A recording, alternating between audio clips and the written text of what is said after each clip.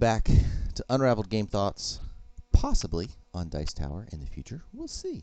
But this is Chakra. I'm going to do a little bit of a demonstration. My goal being I got a lot of friends who don't want to read the rules. So my goal is to set this up and kind of show you a few turns. So if you're one of those folks who really doesn't want to read the rules, then hopefully you can kind of watch this video and get a good idea of the game. I'm hoping it's only going to be a couple of minutes. So I'm going to take the rules and kind of set them to the side. I've played this game a few times, so I think I can probably pull this out of the box and do this. I have in my box, and you will probably want to sort this if you are getting the game, pulling out of the box and punching stuff out.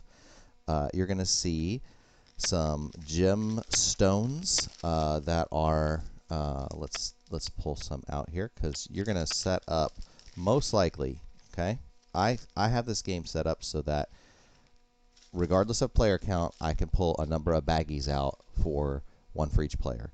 So I'll show you how to do that in a second, but in each baggie you're going to have five of these little tokens that are the same on both sides. Those are your activation tokens. And then you're going to have 7 different colors. These are it's like what you're able to look at. I'll explain that in a minute.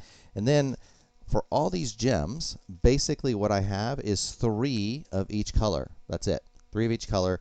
So inside each bag, my activation tokens, 3 of each color gem, including the black gems, and then a set of colored chakra tokens, I'll call them. And if I'm playing this game with 2 players, which is what I'm going to demonstrate today, I'm going to take all those gems, throw them in the bag. And then I'm going to go ahead and grab another bag here. I'm going to set the other 2 to the side. Don't need those. We'll just pull that out, separate the colored tokens, and we'll throw all those gems into the bag. Now, I'm not double checking them. I am 90% sure they're all there. I'm actually probably 99% sure they're all there. So that's in the bag.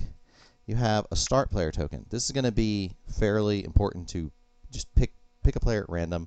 We'll say left player because I'm left-handed, so that will work. And I have a main board here that has all the different chakra colors on the top. And I'm going to set that out.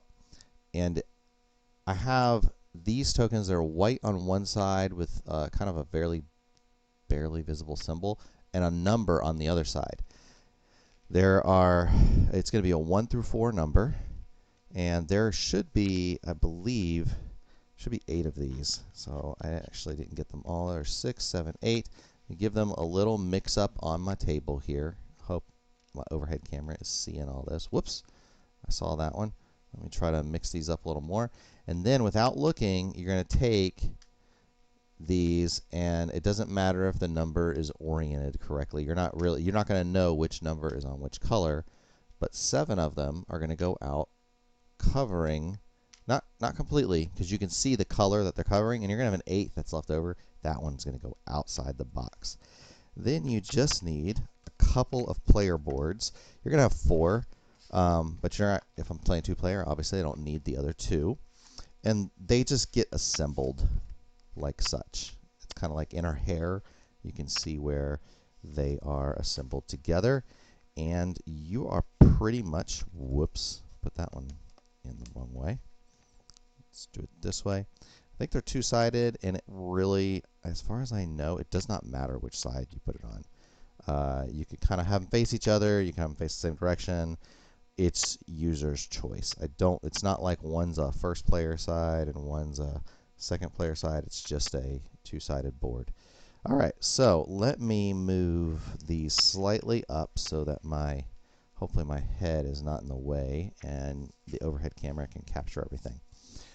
Next thing I'm going to do, you got all these gems in this bag, and I am going to refer to them as gems. I think they might be called energy in the instruction manual.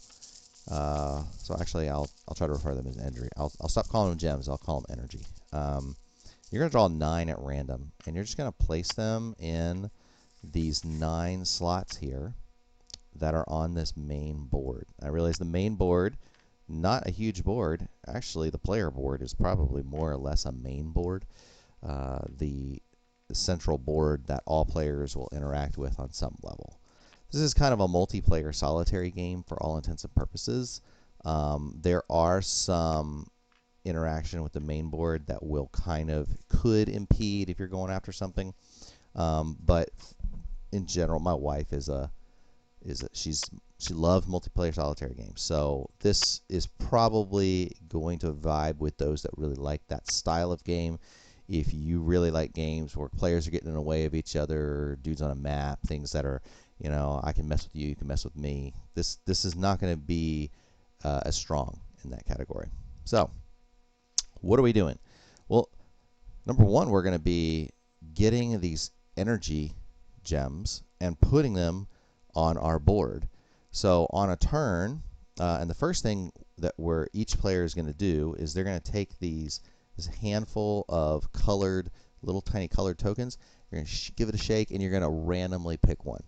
So my left hand has picked the red, so I'm going to put that next to my red chakra. And if you look at the player board, you see I've got purple, dark blue, light blue, green, yellow, orange, and red. It's the same on this board. This right-handed player is going to do the same thing. They're going to randomly pick one, and they got the dark blue. What that allows each player to do is left player can now take a look at the red. So I'm going to reveal the information to you as the viewer.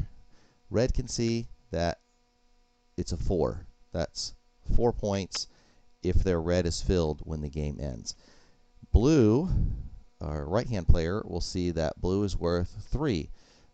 As I said earlier, the values are 1, 2, 3, 4. So both players kind of know, oh, those are fairly valuable, but neither one knows what the other can see.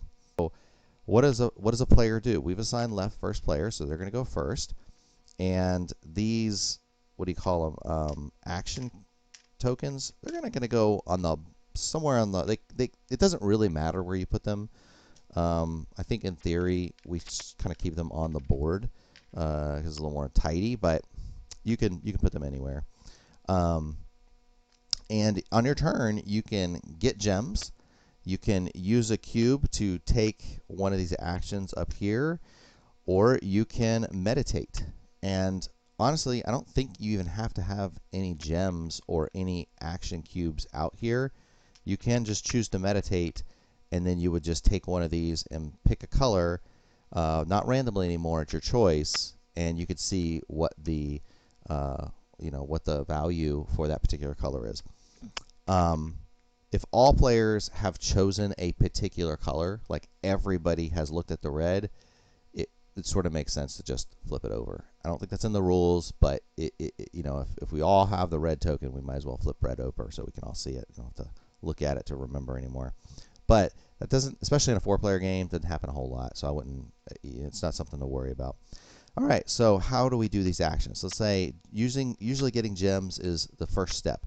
So left player wants to get gems, and there's a little bit of as long as all the gems in a given column, you're going to take gems from a single column. You're going to get 1, 2, or 3 gems. And in this case, these came out so that there are 3 different colored gems in each column. So I could pick any of these columns and pick 3 gems and then put them on my board.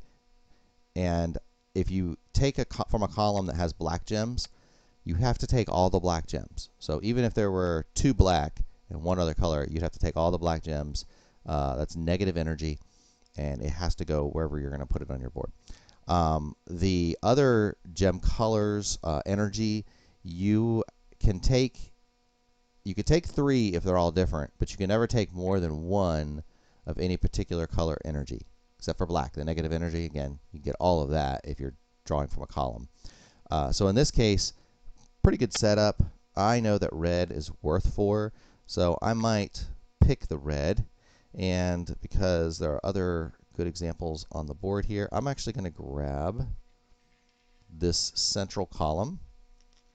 And I could put my energy up here in those 3 empty spaces. If all 3 weren't empty, then I would not be able to put those 3 up there. I would only be able to pick, like, let's say this, I already had one like that there. I could only take 2 of them and put that up there because there was only 2 spaces. So wherever I put it on my board, it's got to go in the same space. I can't select it. I can't like divide it up and put it in different places like that, or put some up there and then some down here. You're not allowed to do that. It's all got to go to the same area of the board that you put it in. So this is kind of free. If those are open, then you're good. You just put them down. There's no other thing you do. But then the next turn comes around, that's filled. I'm going to have to put them somewhere else. So, but this is, because it's a red, a purple, and a yellow gem, I might actually decide to pop these down here. Now, if I do that, I have to take one of my action tokens and slot it in this little slot off to the side, which isn't going to be bad. It's just one, but I don't want to do that a ton, and you'll kind of see in a moment why. So right-hand player, after we refill the board, so we're going to draw 3 more energy gems and put them on the board, and we have that. So here's an example. Now we have 2 red and a light blue. Well, if right player was to select from there, they can't take both red and the blue. They would have to take just the blue and just the red. So I'm gonna sort of do a little strategy meta here, and I'm gonna, because right player probably would take these dark blue if there were any on the board, but there aren't any. But right blue sees, oh, he took gems, put them in his red, so maybe the left player knows that red is worth a decent number of points. So right player is going to be like, I'm gonna try to outthink my opponent here, and I'm going to grab from these. And right player is going to do the same thing. He's going to put some gems down there in the bottom, and then use one of those action tokens to pop that in there, and then we'll refill. So that's like a lot of your actions in the game are going to be exactly that, is getting gems and putting them on your board. Now, one other rule that you have to bear in mind, each of these chakras, is what they're referred to, can only hold 3 gems. And if you already have 3 of a particular color anywhere on your board, say I have 3 greens at some point on my board, I can't grab green anymore from this board.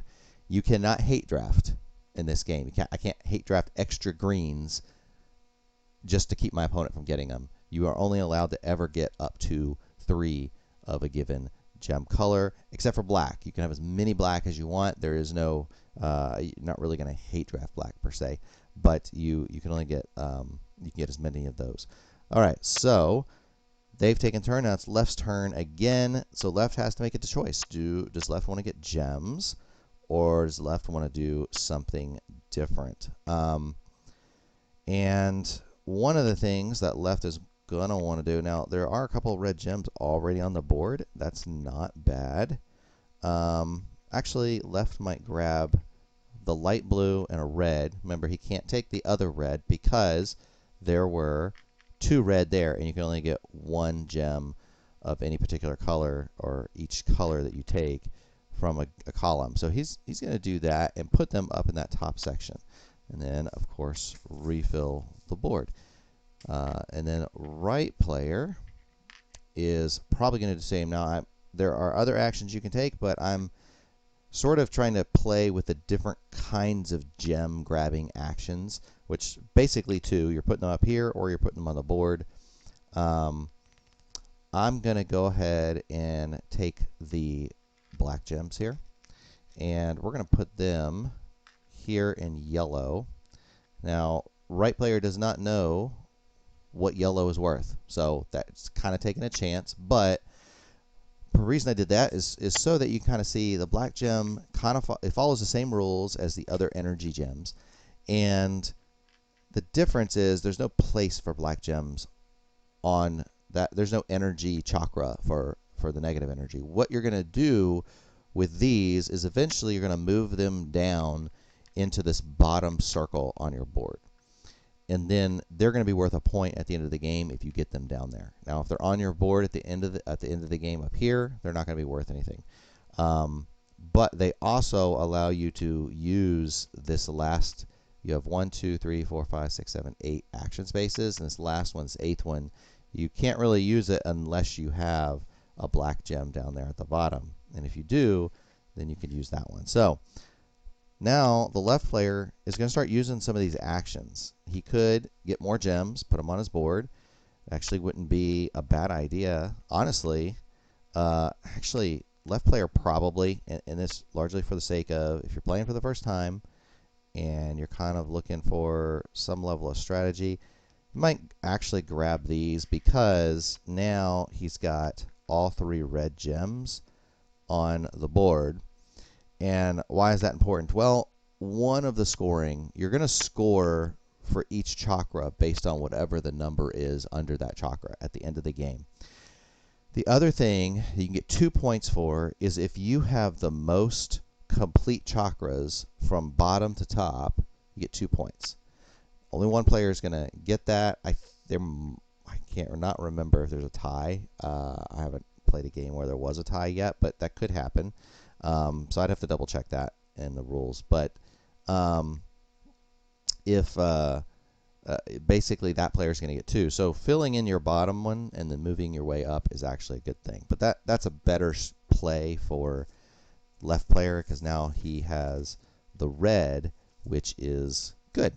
All right, right player, after we fill that, might want to move some stuff around. So you have these different actions, and basically the arrows represent a couple of things. One, if it's the same color arrow, it means it has to be the same energy gem that is moving. So if I use this top one, it has 3 brown arrows, have to move 1 down 3. Now, 1, 2, 3, I could move my black energy down 3. However, because this red chakra has all different colors in it, it's essentially blocked. So is the yellow. I can't move things. Now, I can move stuff out of there, but I can't move anything past or into the red because it's a blocked chakra. So it has to be harmonized with 3 red before anything else can happen. And once it's harmonized with 3 red, then it almost doesn't even count as a space. It's just you can move right through that chakra. But until then, I'm going to have to pick something else. I can't pick that action. I don't really have, now I would like to move my black down, but I really need to kind of get some things out of all these. So I'm probably going to pick this one here, which is 1 energy down and 1 energy up. And I would get my orange down into the orange, and I'm going to have to get that purple all the way to the top. So I'm going to go ahead and move that up 1. And now, because there is a space in each of these chakras, I could at least move 1 gem through those spaces, and I'd be good. And then I'm kind of working my way to a meditation action. And again, at any point, a player could just say, you know what, I'm going to get all my action cubes back, all my action discs, and then get to look at another color. But I'm not doing that. I've seen that strategy playing this on BGA, which, by the way, if you want to try this out, that's a great place to try it out. I believe it's still on BGA. I think, actually, that's what Wright's going to do. Wright's going to grab these gems here and put them in the top area because, you might be asking, well, why would Wright take the negative energy? Well, you can use that negative energy for points at the end of the game that can really, a lot of times scores are very close. It could be like 10 to 12 or 14 to 15 or something like that. So getting the negative energy to the bottom can actually be very lucrative point-wise if you can manage to do it and not have it just stuck on your board. All right, so now left is going to take another move here, and what do we want to do? We're going to do 2 moves up. Now, this does have 2 different colors. It's kind of hard to see because one's like a light orange and one's more of a reddish, and they're very close. What that means, because the arrows are different colors, is you have to use 2 different gems. You cannot move the same gem up twice. Like, I can't move purple up twice. I have to pick 2 different colors. Now, it doesn't have to be an orange or a red. It could be any colored gem. but it's I do want to pick gems that I want to move up anyway, so I'm just going to move those two up. Okay, coming back over here. This one wants to move some gems again, so actually he's going to pick, I'm going to move 3 gems down, and it's going to basically open up that top space again, so it's free. Come back over to left. Now left is going to pretty much either can grab gems from here to put them up there, or left doesn't have any action discs available, so couldn't put gems into one of these chakras because there's no action disc. But can take a meditation action. So meditation action, you just take all these discs, bloop, put them down here, and then now can pick another disc of choice. And in this case, left might be kind of thinking, what do I want to go after? Like, got 2 blue, probably going to fill that chakra. Got 3 red, definitely filling that, and we can already see the red. So it really is like, do I want to do purple? Do I want to do, go after those blue gems? So red, or left rather, might look at the blue and see, oh, it's a 3. That's a pretty good one. Next turn, I might go after those. And that's the whole turn. This bottom action here that I didn't get to, that is, I think most of these arrows are probably easy to understand, where different color arrows means it has to be different energy gems. Same color arrow means it has to be the same energy gem. And there's one here that has a down with a slash and an up arrow. That means you have to pick. It's either 1 energy gem down or 1 energy gem up. You don't get to do both. And then this last one, again, if you have negative energy, the black energy gems in the bottom here, you can pull one out, and then you can look through the bag and pick any color gem you want and place it on your board. Now, the rule follows the same rules as placing these other gems. Either has to go in an empty spot up here, or you'd have to have one of these discs free if you wanted to put it straight into one of these slots down here. So the one question that I think might be remaining is, well, how do I get these back, or do I? You can get those back. And the way you get those back is, let's just we're going to leave right out of the game, and we're going to do left over here like we're doing several turns in a row. So left is going to be fairly motivated to get their green, to get that one back, and get their red. So the first thing left might do is go down 3. 1, 2, 3. And then we also have a down 2 and down 1. 2 different gems. I think I've said 2 different color gems, but it can be 2 different energy gems of the same color as well. You just can't use the same energy gem if it's got 2 different colors and arrows. So and you can do it in either order. It doesn't have to be, I don't have to move 2 down 1 first. I can move the 1 first. So I might move this red, that's 1, and this one goes 1, 2, and now my red chakra is complete. And this comes back to me right there. So now I have another action that I could use this round to either get gems, put them out on the board, or to take one of the actions here. I also have that blue up there, which is a pretty, I need to get that purple up as well. So I might go 1 up, 1 down, just so I can clear out that space and then go up there. And then I'd probably go after these blue gems. This one gives me 3 gems, so actually I'd probably do this one. Because it's 3, well, you know what? It is 3. If I put them in here and use this, then I've already got 1 blue gem right where it needs to go. So that might actually be a good move, and then I can work on moving these around, get these 3 blue aligned so I can skip that space. And let's just fast forward. Let's pretend we've got that filled, and I took a meditation action later in the game. Whenever I'm moving past this complete chakra, I don't even count it. So let's say I took this action of moving down 3.